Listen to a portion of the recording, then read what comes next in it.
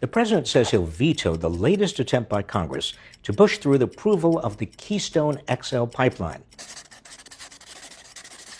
But he hasn't yet committed to rejecting this dangerous proposal outright. He should decisively reject it now.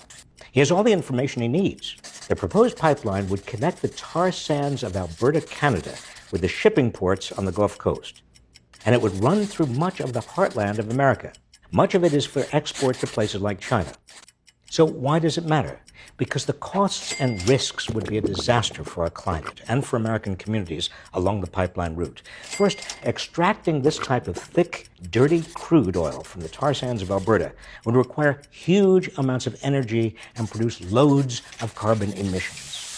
According to last month's report from the Environmental Protection Agency, developing and using this tar sands oil would cause a significant increase in greenhouse gas emissions, far more emissions than from conventional oil.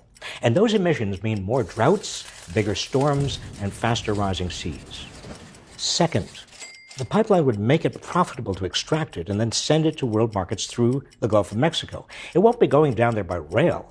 The State Department says rail transport will be too expensive when oil is less than $65 a barrel, and it's now around $51 per barrel.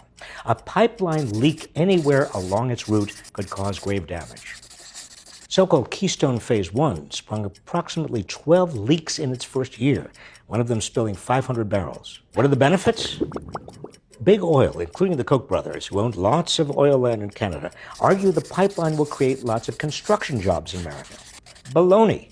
After 1 or 2 years building it, the State Department says the pipeline will require only about 50 people, primarily for maintenance. 50 jobs. If we want construction jobs, let's rebuild America's crumbling highways and bridges, not threaten the environment. Let's create jobs building clean energy rather than the dirtiest energy possible. Add up these costs and risks and compare them to the benefits, and this is a no-brainer.